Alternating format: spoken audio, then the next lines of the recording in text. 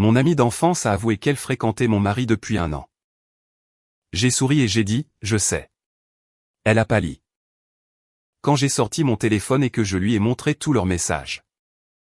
Elle n'a pas pu se retenir. Bonjour, chers auditeurs. C'est encore Diana. Je suis heureuse que vous soyez ici avec moi. S'il vous plaît, aimez cette vidéo. Écoutez mon histoire jusqu'à la fin et faites-moi savoir depuis quelle ville vous m'écoutez. De cette façon, je pourrai voir jusqu'où mon histoire a voyagé. Les gens me demandent toujours quel était le secret d'un mariage heureux. J'avais l'habitude de rire et de dire, épousez l'opposé de votre meilleur ami. Ce que je voulais dire, c'était, épousez quelqu'un de stable, quelqu'un qui vous équilibre. Ce que je n'ai pas dit, ce que je n'aurais jamais pensé devoir dire, c'était. Et gardez votre meilleur ami loin de lui. Je m'appelle Claire Whitfield. J'avais 38 ans quand ma vie s'est scindée nettement en deux. L'avant et l'après. L'avant ressemble à une photographie maintenant, légèrement surexposée. Trop lumineuse pour être totalement réelle. Nous vivions dans une maison de 4 chambres à Naperville, dans l'Illinois. Daniel et moi étions mariés depuis 11 ans. Nous avions un golden retriever nommé Chester. Un potager qu'aucun de nous n'entretenait correctement. Et une vie qui ressemblait de l'extérieur exactement à ce qu'elle était censée être. Daniel était chef de projet dans un cabinet d'ingénierie civile. Fiable, organisé, allergique aux conflits. Nous nous étions rencontrés lors d'un dîner chez des amis. Nous nous étions fiancés au bout de 2 ans, et mariés en septembre. Un jour où les arbres du parc commençaient tout juste à devenir orange. Nous n'étions pas le genre de couple qui terminait les phrases de l'autre. Nous étions du genre plus calme. Le genre qui s'asseyait dans la même pièce pour lire des livres différents et se sentait parfaitement satisfait, ou du moins c'est ce que je croyais. Mara Santos était ma meilleure amie depuis 14 ans. Nous nous étions rencontrés à l'université, liés par un mauvais café et de pires professeurs. Elle était portoricaine, à la langue acérée, brillamment drôle. Le genre de femme qui entrait dans une pièce et en devenait immédiatement le centre de gravité. Elle était ma demoiselle d'honneur. Elle était la première personne que j'avais appelée quand j'avais fait une fausse couche à 34 ans. Elle était, je le croyais, la personne sur cette terre qui me connaissait le mieux. Quelle erreur de ma part. Le premier signal est apparu en mars, environ 14 mois avant que tout n'éclate. Je l'ai remarqué de la même manière que l'on remarque une écharde. Pas immédiatement. Juste une irritation légère et persistante que l'on n'arrive pas tout à fait à localiser. Daniel avait commencé à aller à la salle de sport le mardi soir. Rien d'étrange. Il avait toujours été du genre à passer par des phases de remise en forme. Quelques mois de course, quelques mois de musculation, puis plus rien pendant 1 an. Alors, quand il a annoncé qu'il s'y remettait, je n'y ai pas réfléchi à 2 fois. Mais ensuite, j'ai remarqué qu'il se douchait avant de partir, pas après. J'ai noté l'information. Je n'ai rien dit. Je me suis dit que je devenais paranoïaque. L'instinct d'une femme qui avait lu trop de fils de discussion préventive sur Internet. Mais quelque chose d'autre a commencé à s'accumuler dans un coin de mon esprit. Comme de la poussière dans un coin que l'on essaie de ne pas regarder. Mara a commencé à annuler nos dîners du jeudi. Nous avions une réservation permanente dans un restaurant thaïlandais sur la rue principale. Nous l'avions depuis près de 6 ans. Elle annulait avec des excuses parfaitement raisonnables. Une date butoir au travail, une migraine, sa sœur en visite depuis Miami. Chacune plausible en soi. Ensemble, elles formaient un schéma que je ne voulais pas nommer. Je me souviens d'un soir d'avril. Daniel est rentré à la maison et a laissé sa veste sur la chaise de la cuisine. Quelque chose qu'il ne faisait jamais. Il était méticuleux quand il s'agissait de suspendre ses affaires. Je l'ai ramassée pour la suspendre moi-même. Il y avait une légère odeur. Pas vraiment du parfum. Quelque chose de musqué et de chaud, comme l'intérieur de la maison de quelqu'un d'autre. J'ai suspendu la veste. Je suis allé me coucher. J'ai fixé le plafond pendant un long moment. En juin, il y avait une nouvelle habitude. Daniel gardait son téléphone face vers le bas, toujours, sur le comptoir de la cuisine. Sur sa table de nuit, sur la table basse. Une petite chose, une chose absurde sur laquelle faire une fixation. Sauf que je me suis souvenu avec une clarté soudaine et presque physique qu'il n'avait jamais fait. Ça auparavant, pas une seule fois en 11 ans. Je ne l'ai pas confronté. Cela m'a surprise plus tard en y repensant. Mais la vérité est que j'avais peur, non pas de ce qu'il pourrait dire, mais de ce que je savais déjà et que je n'étais pas encore prête à entendre formuler avec des mots. Et puis est arrivé ce jour de septembre. Mara et moi étions dans son appartement, assises sur son canapé avec des verres de vin.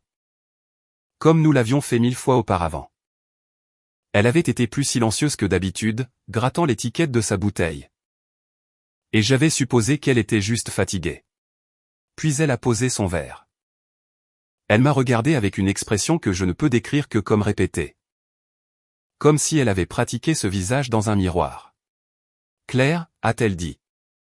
Je dois te dire quelque chose. Je fréquente Daniel depuis presque 1 an maintenant.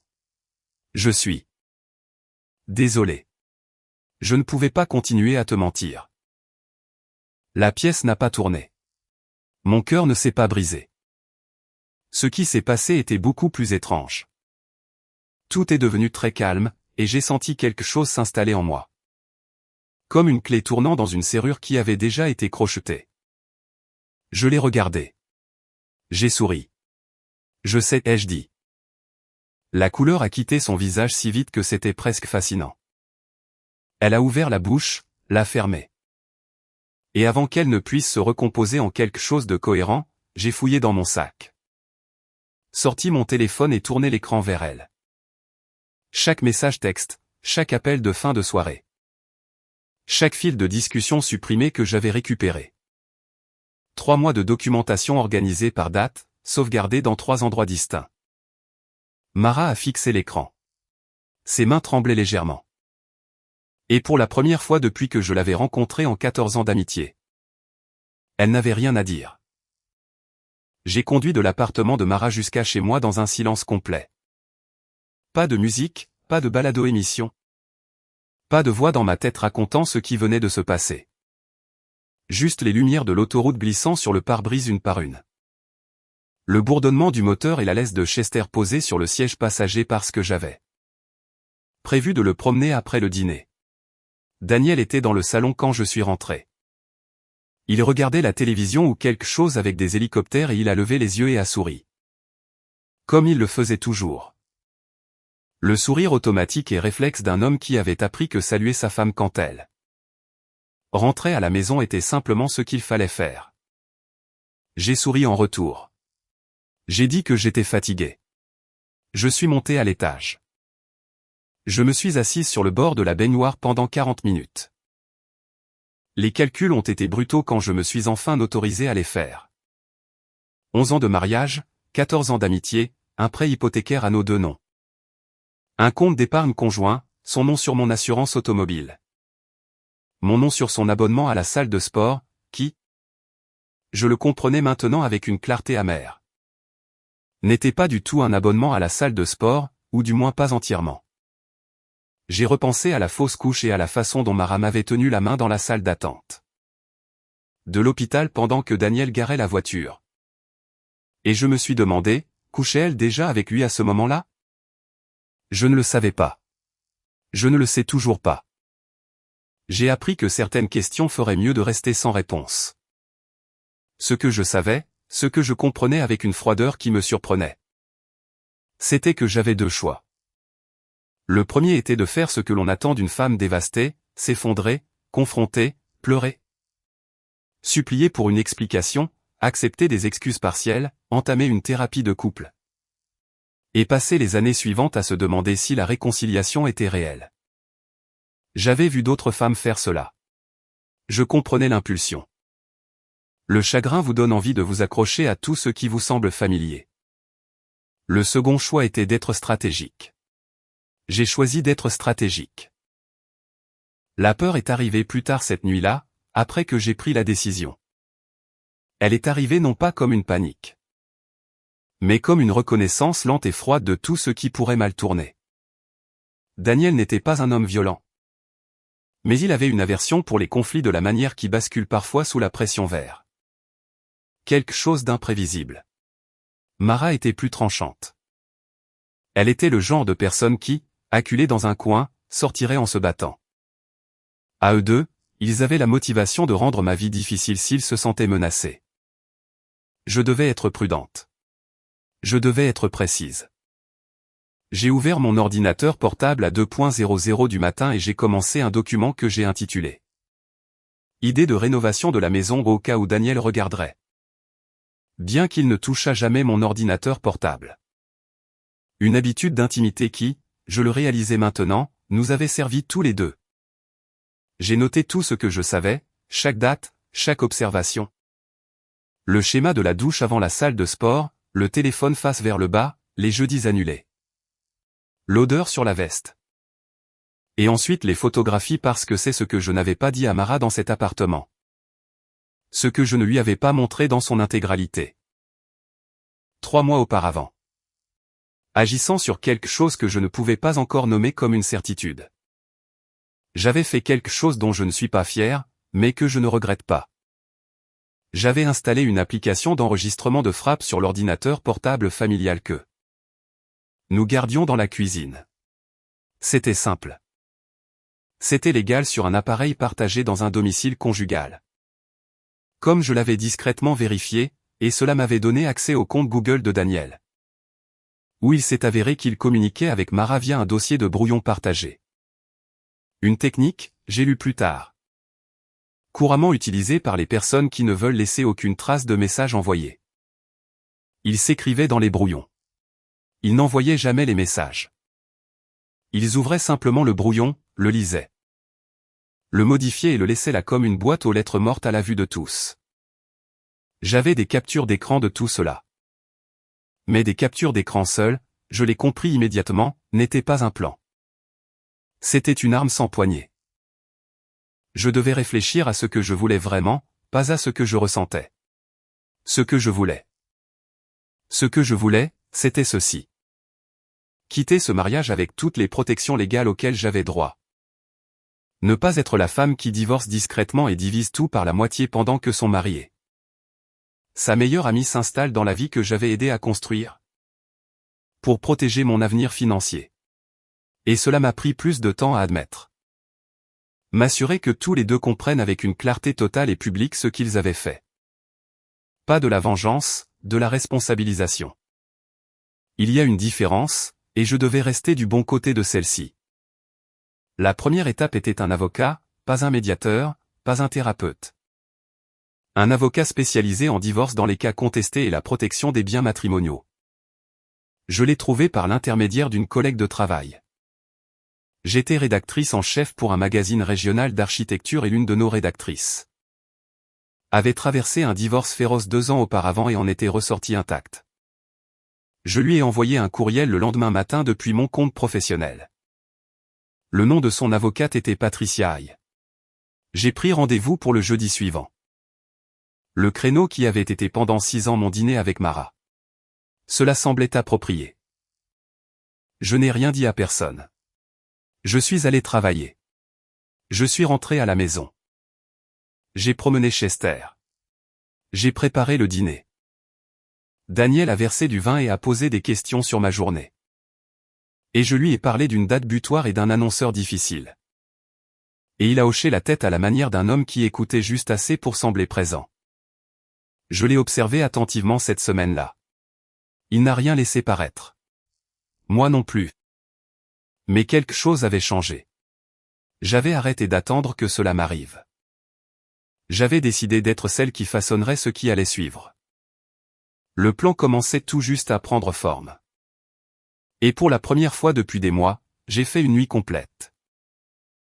Le bureau de Patricia Hay se trouvait au 14e étage d'un bâtiment en verre dans le centre-ville de Chicago. Sa salle d'attente n'avait pas de magazine, juste de l'eau. Des pichets en verre et une vue sur le lac qui donnait à tout un air très sérieux et très permanent. J'aimais ça. J'avais besoin de permanent. Elle avait environ 50 ans. Avec des cheveux argentés coupés courts et des lunettes de lecture qu'elle repoussait comme un serre-tête quand elle réfléchissait. Elle m'a serré la main, a fermé la porte et a dit « Dites-moi tout. Ne censurez rien. Alors, je l'ai fait. J'ai parlé pendant près d'1 heure. Je lui ai parlé de l'enregistreur de frappe. Elle n'a pas bronché. Et elle a confirmé ce que j'avais espéré. Dans l'Illinois, sur un appareil matrimonial partagé, la légalité était défendable. Bien qu'elle ait recommandé de ne pas en faire la pièce maîtresse de quoi que ce soit. Je lui ai parlé des messages dans le dossier de brouillon. De la chronologie des changements de comportement, de l'enchevêtrement financier. Elle a pris des notes sans m'interrompre. À la fin, elle a fermé son bloc-notes, m'a regardé par-dessus ses lunettes et a dit : « Vous faites mon travail depuis 3 mois. » Est-ce un compliment ? C'est une observation, a-t-elle dit.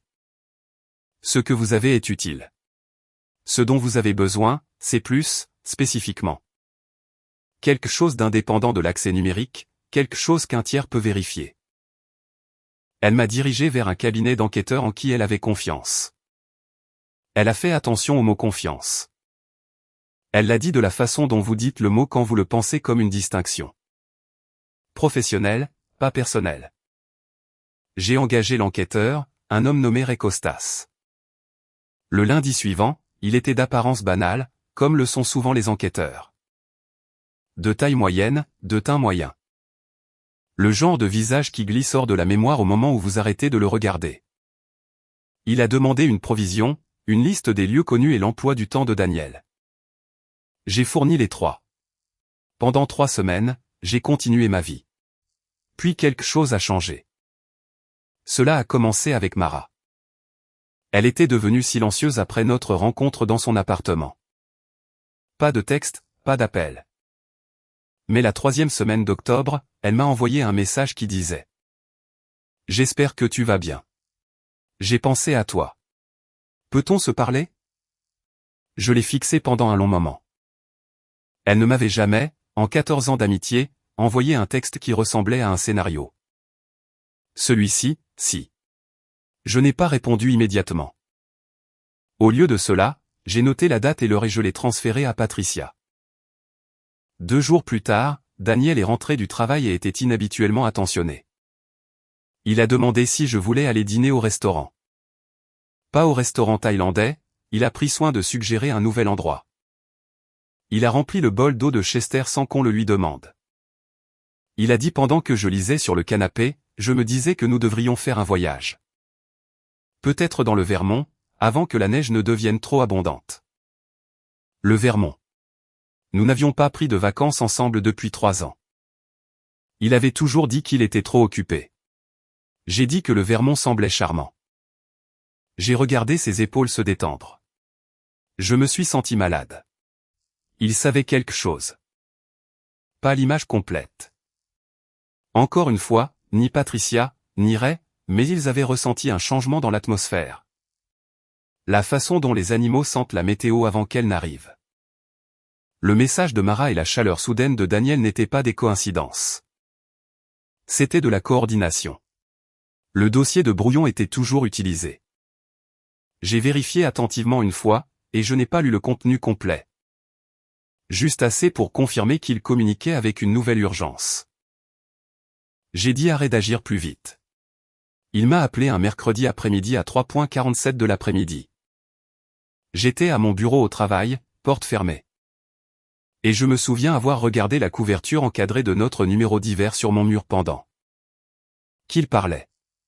Madame Whitfield, a-t-il dit, j'ai ce que vous avez demandé. Il avait suivi Daniel jusqu'à l'immeuble de Mara à 2 occasions distinctes. Il avait des photographies, datées, horodatées. De Daniel entrant à 7:14 du soir et sortant à 10:52 du soir un mardi. Et de nouveau le jeudi suivant. Il avait des photographies d'eux ensemble dans le parking d'un hôtel à Oak Park. Rien d'explicite, mais assez proche, debout ensemble, se touchant, une main au creux d'un dos. Il m'a envoyé les fichiers par courriel dans un dossier chiffré avec un mot de passe qu'il m'a donné. Au téléphone. Je suis resté assise avec les photographies ouvertes sur mon écran pendant exactement 4 minutes. Puis j'ai fermé la fenêtre. Envoyé les fichiers sur mon stockage en nuage personnel chiffré et transféré le mot de passe à Patricia.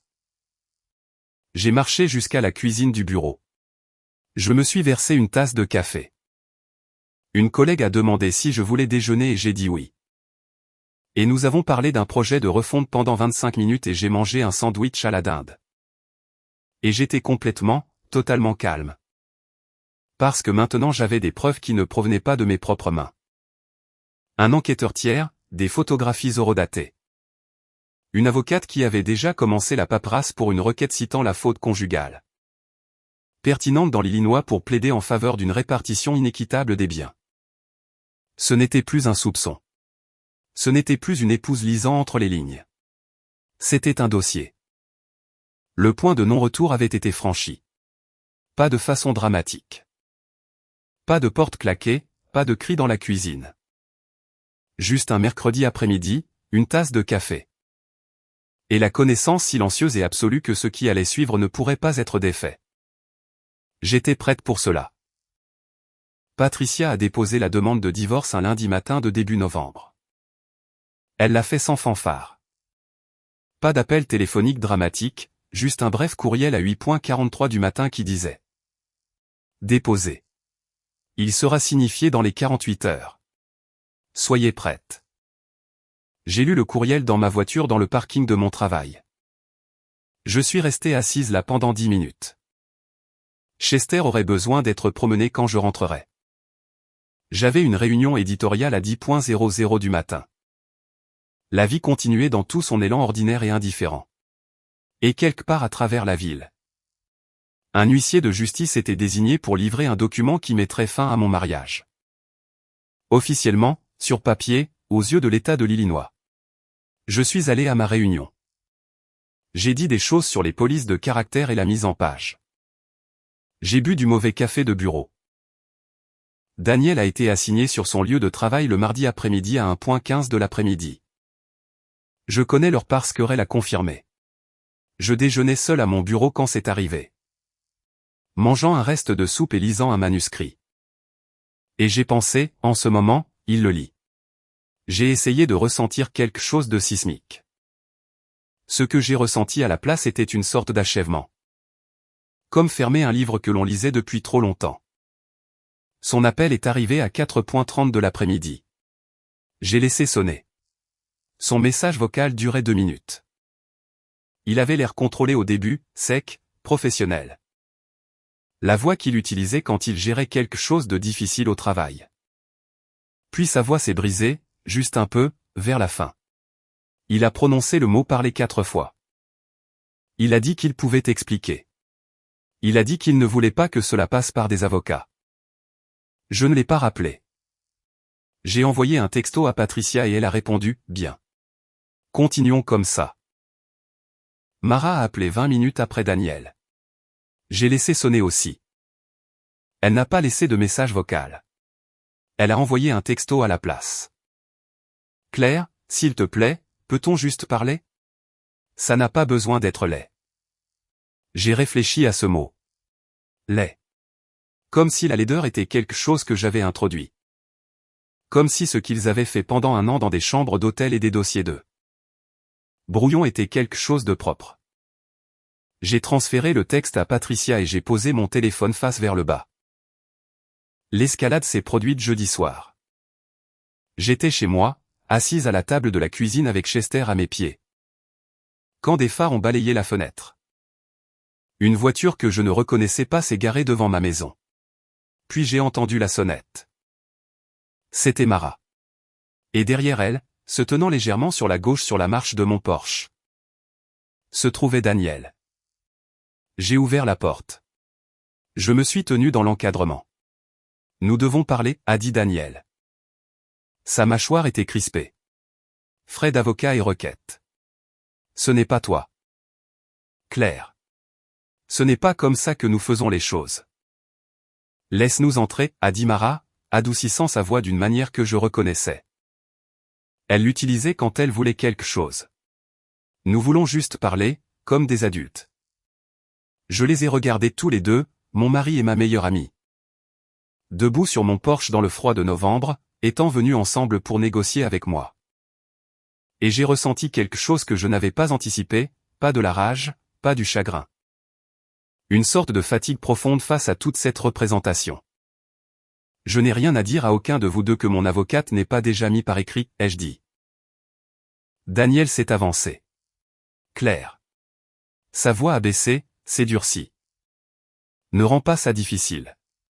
Nous avons une maison ensemble. Nous avons des comptes ensemble. Si tu pousses ça vers une audience contestée, ça devient cher et ça devient public. Pense à ce que cela signifie. Pense à ton travail. À tes collègues. Pense à l'image que ça donne là-bas.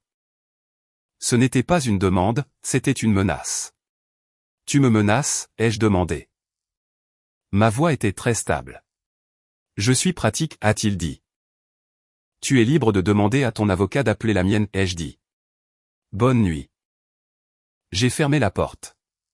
Mes mains ne tremblaient pas. J'ai noté ce fait avec quelque chose proche de la fierté. Je les ai entendus sur le porche pendant un moment. Des voix basses, le bruissement d'un désaccord. Et puis le grincement des marches alors qu'ils partaient. La voiture s'est éloignée. Chester a gémi doucement et a posé sa tête sur mon genou. Ce qui s'est passé ensuite m'a surprise par sa rapidité. Mara a envoyé 2 autres messages ce soir-là. Le second moins doux que le premier. Il contenait le mot imprudente et la phrase « Tu vas regretter ça ». J'ai fait une capture d'écran des 2 et je les ai ajoutés au dossier. Le lendemain, Daniel a demandé à son avocat de contacter Patricia avec une proposition de règlement qui était si manifestement insultante, 60/40e sur la maison en sa faveur, aucune reconnaissance de faute, que Patricia a ri aux éclats quand elle m'en a parlé. Il pense que vous serez effrayé et que vous accepterez un règlement rapide, a-t-elle dit. Laissez-les penser ça encore un peu. Je me suis donné 4 jours. J'ai conduit jusqu'à la maison de ma sœur à Evanston ce week-end-là. Elle avait une chambre d'amis avec des rideaux jaunes et un chat qui s'asseyait sur vos pieds. Pendant que vous dormiez. Je lui ai tout raconté. Elle a pleuré. Pas moi. Pas à ce moment-là. Nous avons préparé des pâtes et regardé de vieux films. Et le dimanche matin, nous avons marché le long de la rive du lac dans le froid. Et elle a tenu mon bras et a dit, « Tu vas t'en sortir ». Je ne savais pas si elle avait raison, mais je savais que j'étais toujours debout, et parfois. Dans les premiers stades de quelque chose d'immense et d'effrayant, c'est suffisant. Je suis rentré d'Evanston le dimanche soir avec un sac de biscuits fait maison par ma sœur. La tête plus claire et une résolution qui ressemblait moins à du courage qu'à de l'arithmétique. J'avais simplement additionné ce qui comptait, et le total était indéniable. La semaine qui a suivi a été une épreuve d'un genre différent. Cela a commencé par des fleurs. Je suis rentré du travail le mardi pour trouver un bouquet sur mes marches de devant. Des pivoines blanches, mes préférées, dans un simple emballage en papier craft, pas de carte. Je les ai photographiés, je les ai laissés sur la marche et j'ai appelé Patricia. Elle m'a dit de garder une trace de chaque contact non sollicité. J'ai ajouté la photographie au dossier et j'ai mis les fleurs dans la poubelle de recyclage. Le mercredi, mon téléphone a sonné avec un numéro inconnu. Quand j'ai répondu, c'était Daniel. Il n'appelait pas pour se disputer, il n'appelait pas pour menacer. Sa voix était douce, presque tendre. Dans un registre que je reconnaissais du début de notre mariage. Il a dit qu'il avait beaucoup réfléchi. Il a dit qu'il avait eu tort. Il a dit que je lui manquais et que nous lui manquions et que Mara n'avait rien signifié. Ces mots exacts. Rien signifié. Et que si je retirais simplement la requête, nous pourrions recommencer. Nous pourrions aller dans le Vermont. Nous pourrions voir un thérapeute. Nous pourrions sauver 11 ans. Il a parlé pendant près de 4 minutes. J'ai écouté tout cela. Puis j'ai dit, Daniel, s'il te plaît, communique avec moi par l'intermédiaire de ton avocat. Une pause. Puis, Claire, allez. Ne sois pas comme ça. Au revoir, Daniel. J'ai raccroché. Je suis resté assise un moment après cela et j'ai cherché des failles en moi. Pour la partie de moi qui pourrait vouloir croire que l'appel avait été sincère. Que 11 ans ne pouvait pas simplement être archivé et scellé. Et oui, il y avait quelque chose. Une lueur. Le souvenir de qui il avait été avant que je n'apprenne qui il était réellement. Mais j'avais appris quelque chose pendant ces 4 jours chez ma sœur. Le chagrin et la clarté ne sont pas des opposés. Vous pouvez pleurer quelque chose et tout de même refuser d'y retourner. J'en ai fait le deuil silencieusement, j'ai mis ce sentiment de côté et j'ai avancé. L'approche de Mara était plus calculée. Elle n'a pas appelé. À la place, elle a envoyé un courriel. Un long courriel, soigneusement écrit qui était, je devais l'admettre, impressionnant dans sa construction. Elle a reconnu la douleur qu'elle avait causée. Elle a utilisé des mots comme responsabilisation et prise en charge. Elle a dit qu'elle avait commencé une thérapie. Elle a dit qu'elle comprenait si je ne lui pardonnais jamais. Mais qu'elle voulait que je sache que l'amitié avait été réelle, que j'avais été réel pour elle. Que cela avait été une terrible erreur née de la solitude et d'un sentiment d'invisibilité dont elle assumait l'entière responsabilité. Je l'ai lu 2 fois. L'écriture était bonne. L'émotion semblait authentique ou était interprétée avec une grande habileté. Avec Mara, j'avais appris que ces 2 choses n'étaient pas toujours distinguables. Je l'ai transféré à Patricia. Patricia a dit.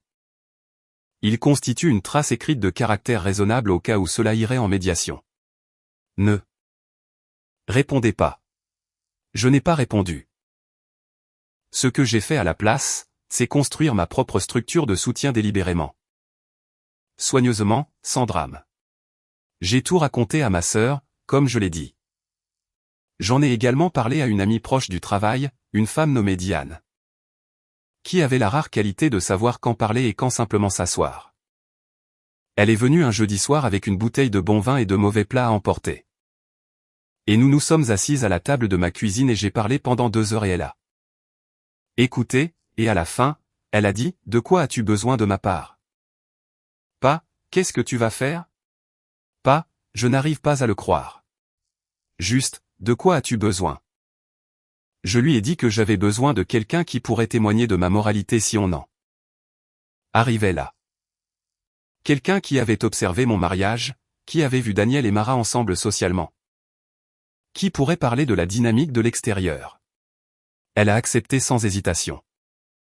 J'ai également rejoint un club de lecture que j'avais abandonné 18 mois plus tôt lorsque l'emploi du temps professionnel de Daniel avait rendu les activités du soir compliquées. Je comprenais maintenant avec une clarté rétroactive ce que ces soirées avaient réellement contenu. Le club de lecture se réunissait le jeudi dans une bibliothèque à 2 miles de chez moi.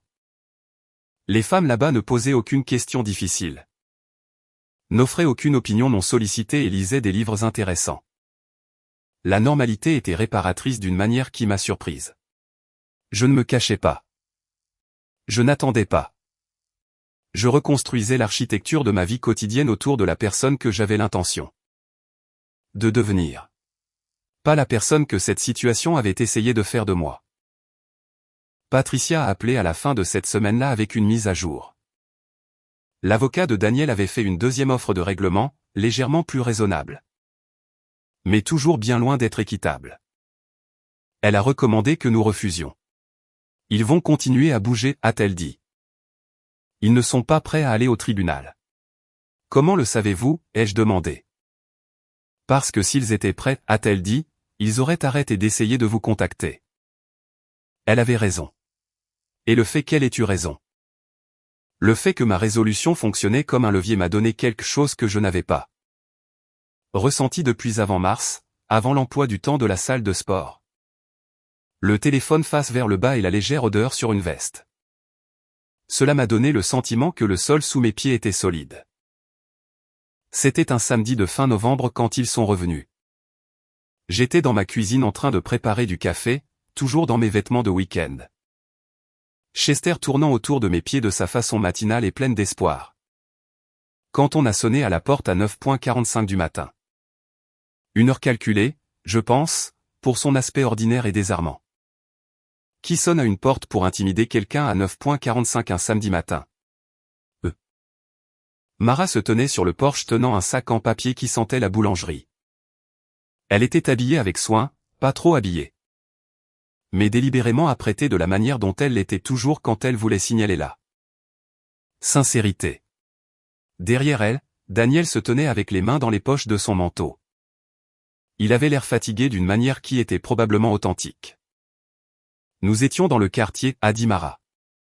Cette phrase, dans le quartier. Comme si nous étions toujours le genre de personnes auxquelles cette phrase s'appliquait. Je les ai regardés un instant. Puis j'ai ouvert la porte plus grand et j'ai reculé. Je ne sais pas pourquoi je les ai laissés entrer. Peut-être parce que je voulais la voir clairement. La représentation face à face dans ma propre cuisine, et savoir exactement ce qu'elle était. Ils se sont assis à la table de ma cuisine. Le sac de la boulangerie est resté sur le comptoir sans être ouvert. Je me suis versé une deuxième tasse de café et je ne leur en ai pas proposé. Chester a reniflé les chaussures de Daniel et est allé dans son lit dans le coin. Mara a commencé. Elle a dit qu'elle avait fait beaucoup de travail de guérison. Elle a dit que le courriel qu'elle avait envoyé venait d'un endroit réel et qu'elle voulait que je sache, assise ici en personne, qu'elle était désolée. Vraiment désolée, d'une manière qu'aucune procédure légale ne pourrait mesurer. Elle a dit que j'étais la personne la plus forte qu'elle connaissait et que je méritais mieux. Et qu'elle comprenait si elle m'avait perdu. Mais elle espérait. Elle espérait que je ne laisserais pas cela détruire ce que nous avions construit tous les quatre. Ensemble. Tous les quatre. Elle l'a dit avec une telle aisance naturelle. Comme si elle et Daniel formaient une unité que j'étais censé accommoder dans ma compréhension du paysage social. Je l'ai regardé. Je n'ai rien dit. Daniel a pris le relais à partir de là. Son ton était différent de celui de l'appel téléphonique. Moins doux, plus pratique. Le chef de projet organisant une situation difficile. Il a exposé ce que coûterait un divorce contesté avec des chiffres précis qu'il avait clairement obtenus de son avocat. Il a parlé de la maison. Comment la vendre dans une procédure contestée sur un marché difficile nous laisserait tous les deux dans une situation pire qu'un règlement négocié. Il a prononcé le mot raisonnable à plusieurs reprises.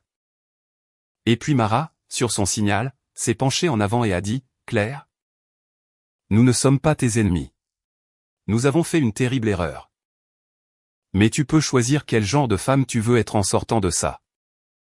Quel genre de femme tu veux être ?» J'ai posé ma tasse de café. Je sais exactement quel genre de femme je veux être, ai-je dit. Et elle ne négocie pas avec des gens qui ont passé un an à lui mentir en face. Mara's expression a changé, juste un peu, juste assez.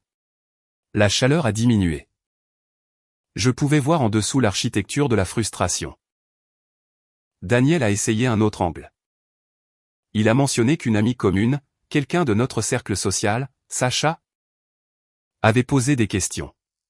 Il a sous-entendu, sans le dire directement, que si cela devenait public, le récit ne serait flatteur pour personne, y compris pour moi.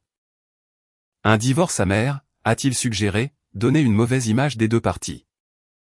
Les gens allaient parler. Je serais vu comme la femme qui n'a pas pu maintenir son mariage. C'était là, le masque qui glissait. Sortez de ma maison, ai-je dit. Claire. Maintenant.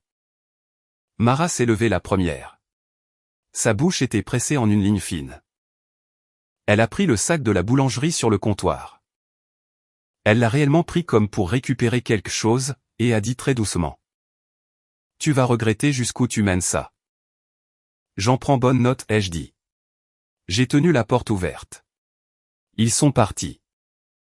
Je l'ai fermée derrière eux et je suis resté dans mon couloir un instant. Mes mains tremblaient légèrement, pas de peur exactement.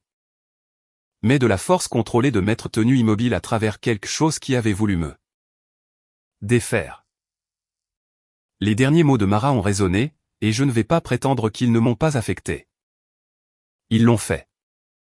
Une ondulation froide a traversé ma poitrine et y est restée pour le reste de la journée.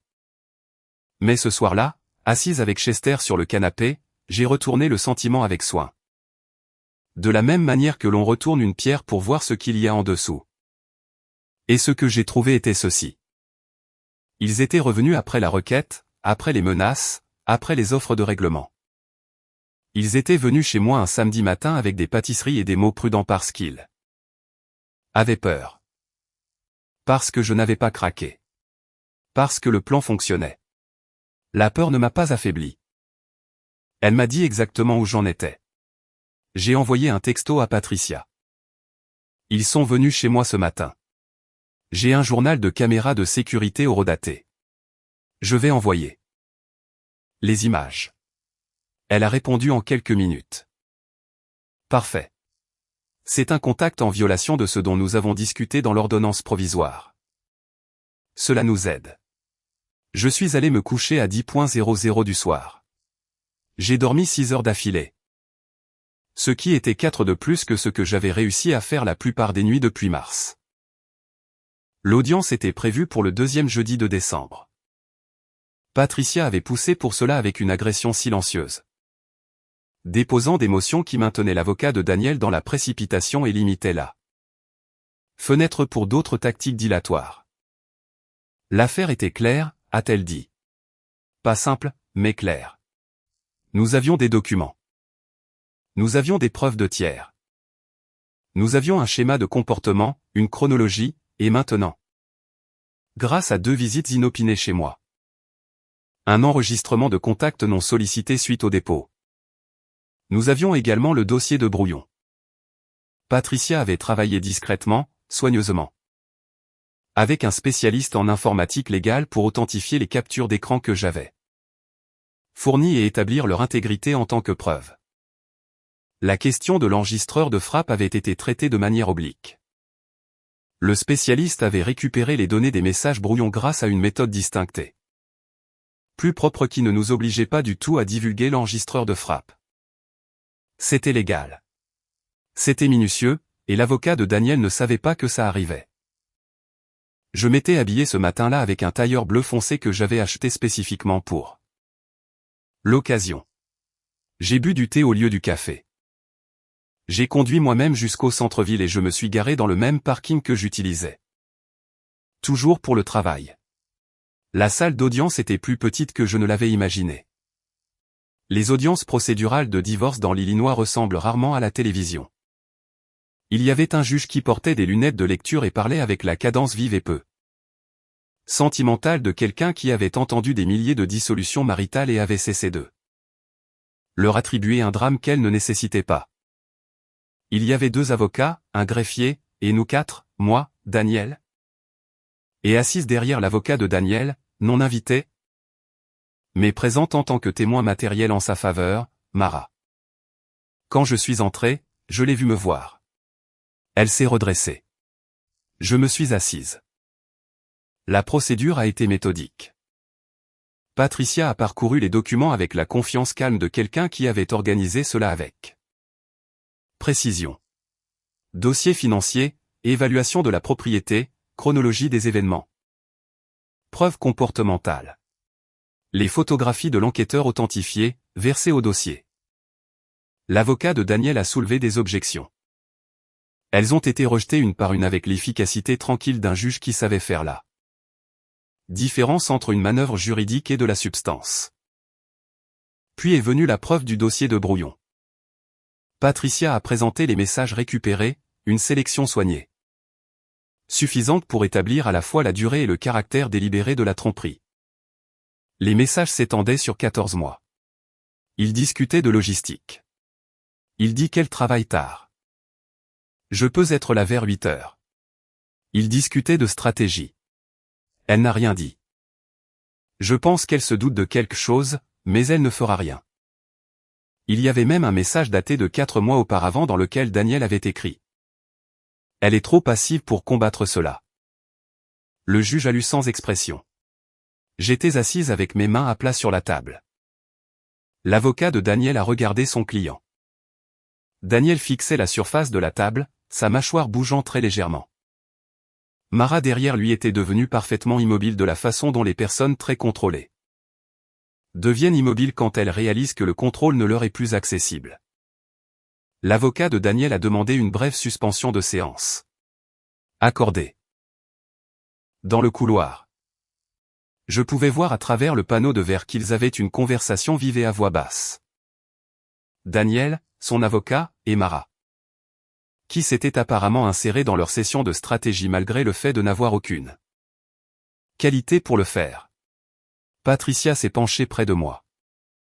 Il va proposer un règlement dans les 30 prochaines minutes, a-t-elle dit. Est-ce que ça va être raisonnable, ai-je demandé. Après ce que le juge vient de lire, ça va être très raisonnable. Elle avait raison. L'offre est arrivée avant la fin de la suspension. 70% de la valeur nette de la maison pour moi. Compte tenu de la faute démontrée et de la durée de la tromperie. Conservation intégrale de l'épargne conjointe.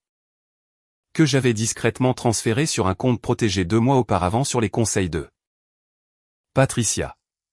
Ses cotisations de retraite pendant le mariage divisées équitablement. Aucune pension alimentaire demandée par aucune des parties. J'ai regardé Patricia. Elle a hoché la tête une fois. J'ai accepté. Il n'y a pas eu de scène dramatique, pas de voix élevées. Les papiers ont été signés dans cette même petite salle d'audience avec l'éclairage fluorescent et le bourdonnement indifférent du système de ventilation du bâtiment. Le juge a examiné l'accord, a demandé si les deux parties comprenaient les termes. Et quand Daniel a dit oui, doucement, platement, comme un homme répétant des mots dans une langue qu'il n'avait pas choisie. Le marteau est tombé sans cérémonie. 11 ans, terminé un jeudi matin de décembre en 22 minutes de traitement judiciaire. Dans le couloir par la suite, Mara s'est approchée de moi. Je ne suis toujours pas tout à fait sûr de ce qu'elle avait l'intention de faire. S'excuser à nouveau, peut-être. Ou essayer de recadrer une dernière fois l'histoire qu'elle construisait depuis septembre. Elle a prononcé mon nom. Je me suis tourné pour la regarder. Pendant un moment, nous nous sommes juste regardés. 14 ans d'histoire entre nous. Tout cela maintenant archivé. Rien de tout cela n'étant accessible d'une quelconque manière qui serait utile. Je n'ai rien dit. Je me suis tourné. J'ai marché jusqu'à l'ascenseur. J'ai appuyé sur le bouton. Derrière moi, j'ai entendu Mara dire très doucement, à personne en particulier. Ce n'est pas comme ça que ça devait se passer. J'ai pensé, non, ça s'est passé comme j'avais décidé que ça se passerait. Les portes de l'ascenseur se sont ouvertes. Je suis entré. Le divorce a été finalisé en février, 8 semaines après l'audience. Patricia m'a appelé un mercredi matin pour me dire que le juge avait signé le décret. J'étais à mon bureau au travail. En train de réviser un article sur l'architecture des maisons passives. Et j'ai dit, merci. Et j'ai raccroché et j'ai regardé par la fenêtre le ciel de février, gris et plat et très calme. Et j'ai pensé, c'est fait. C'était fait. La maison était entièrement à moi. Daniel avait 30 jours pour retirer ses affaires, et il l'a fait sur 2 week-ends de janvier. Déménageant discrètement sans drame. Une camionnette de location, un ami que je ne connaissais pas. Il a pris ses vêtements, ses livres, le fauteuil de sa grand-mère. Il a laissé les outils du potager dans le garage. Il a laissé la laisse de rechange de Chester sur le crochet près de la porte de derrière. Je ne sais pas si c'était un oubli ou autre chose. J'ai changé les serrures le lundi suivant sa deuxième visite. Pas par peur, par précision. C'était ma maison maintenant. La géométrie de l'endroit devait refléter cela. Le compte d'épargne conjoint avait été divisé proprement. Ses cotisations de retraite pendant le mariage ont été transférées selon un calendrier. Mon nom a été retiré de son assurance. Son nom a été retiré de ma voiture. Pendant 11 ans, nous avions été financièrement tressés ensemble. À la manière de 2 personnes qui présument de la permanence. Et maintenant, fil par fil, Patricia avait défait la tresse. Cela a pris du temps. De la paperasse et plusieurs appels téléphoniques à des institutions financières qui ne comprenaient pas pourquoi une femme mariée appellerait seule. Mais c'était fait. J'ai reçu du règlement suffisamment pour refinancer la maison à mes propres conditions et ouvrir un compte d'investissement séparé qui n'appartenait qu'à moi. La première somme d'argent importante qui ne portait que mon nom depuis que j'avais 26 ans. J'ai regardé le numéro de compte pendant un long moment le premier matin où je me suis connecté. J'avais l'impression de me tenir sur la terre ferme après des années en mer. Pas triomphante exactement, juste solide, réelle, mienne. Patricia m'a envoyé un mot manuscrit après la finalisation. Il disait, vous avez géré cela avec plus de discipline que la plupart. Bien joué. Je l'ai encadré, non pas par vanité. mais par le besoin de me rappeler à quoi ressemble réellement la discipline sous pression. Quand on sent qu'on commence à oublier. Mara, dans les semaines qui ont suivi l'audience, a tenté 3 autres contacts. Le premier était un courriel demandant si nous pouvions nous retrouver pour un café. Je n'ai pas répondu. Le deuxième était une amie commune utilisée comme intermédiaire. Ce que j'ai identifié immédiatement et traité directement avec cette amie qui ne connaissait pas toute l'histoire et qui, une fois informée, s'est retirée du rôle sans discuter. Le troisième était un message vocal laissé à 11h00 du soir un mardi, dans lequel la voix de Mara était instable d'une manière que je n'avais jamais entendue venant d'elle auparavant. Elle a dit qu'elle luttait. Elle a dit qu'elle ne savait pas qui elle était sans notre amitié. Elle a dit qu'elle était désolée d'une manière qui sonnait, enfin, comme si elle le pensait. J'ai écouté le message vocal 2 fois. Je l'ai supprimé. Non pas parce que je ne ressentais rien, mais parce que ce que je ressentais n'était pas sous ma responsabilité à gérer. Daniel, ai-je entendu par des canaux périphériques, avait emménagé dans un appartement en ville. Que Mara ait emménagé avec lui, près de lui ou pas du tout. J'ai fait le choix délibéré de ne pas le savoir. Ce qu'ils ont fait de la vie qu'ils avaient construite autour de mon absence n'était pas mon histoire. C'était la leur. Ils étaient les bienvenus pour la voir. Ce qui était à moi. Une maison que je reconstruisais lentement et à mes propres conditions. Un travail dans lequel j'étais doué. Un chien qui m'aimait avec le dévouement sans complication dont seuls les chiens sont capables. Une sœur à Evanston qui appelait tous les dimanches. Une collègue nommée Diane qui venait dîner un jeudi sur 2 et apportait toujours le vin. Un club de lecture qui ne posait aucune question difficile et lisait des livres intéressants. Et quelque chose de plus difficile à nommer. Une qualité de présence dans ma propre vie que je n'avais pas ressentie. Je m'en rendais compte maintenant, depuis très longtemps. Pas depuis avant que le téléphone ne se retrouve face vers le bas. Pas depuis avant les douches avant la salle de sport, peut-être même pas avant cela. Patricia, lors de notre dernière rencontre, m'a demandé ce que je comptais faire avec la résolution. Je pensais qu'elle demandait d'un point de vue pratique, les prochaines étapes légales. La planification successorale, ce genre de choses. Mais ensuite je l'ai regardée et j'ai compris qu'elle demandait quelque chose de différent. Je prévois, ai-je dit, de vivre très bien. Elle a souri.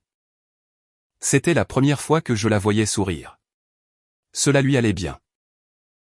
Le printemps est arrivé à Naperville comme il le faisait toujours, timidement, puis tout d'un coup. Un matin d'avril. Je me suis réveillé avec le bruit de la pluie sur la fenêtre et l'odeur de la terre mouillée du jardin, et Chester était déjà assis près de la porte de derrière avec ses oreilles alertes. Et j'ai pensé, oui, ceci.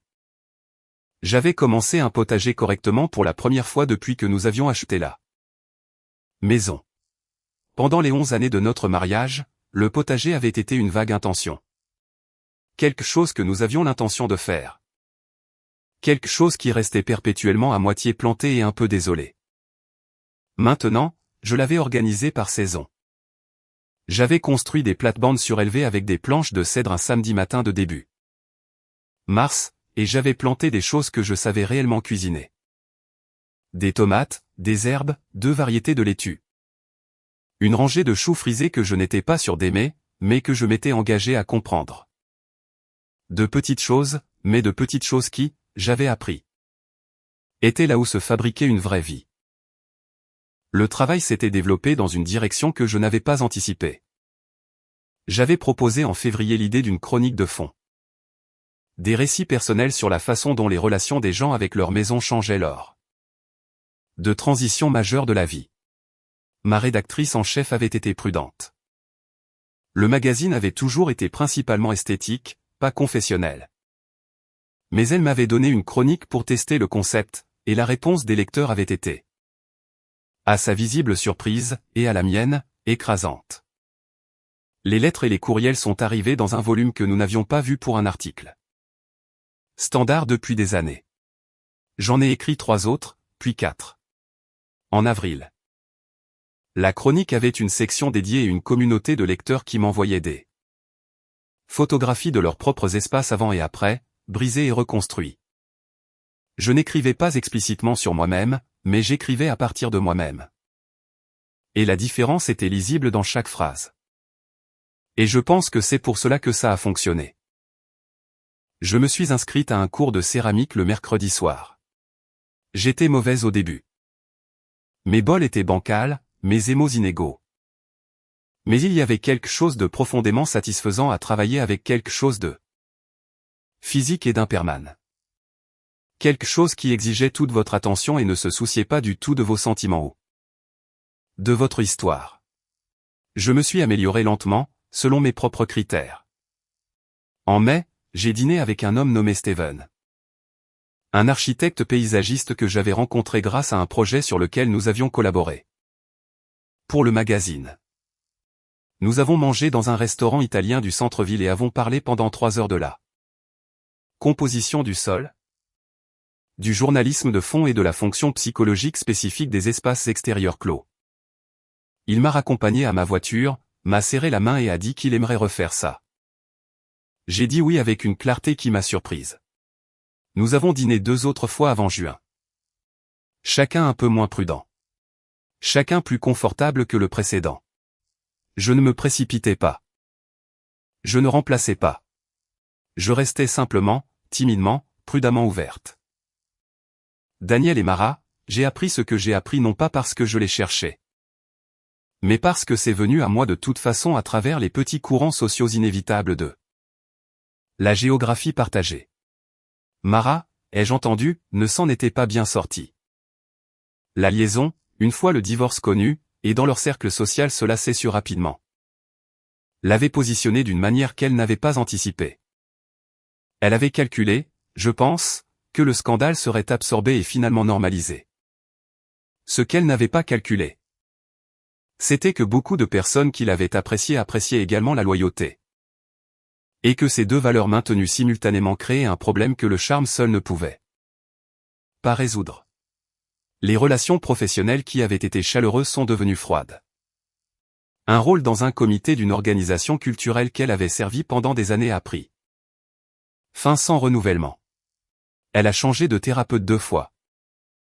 Ce que je savais parce que l'amie commune qu'elle avait essayé d'utiliser comme intermédiaire me l'a dit avec une discrétion appropriée lorsque je l'ai croisée au club de lecture.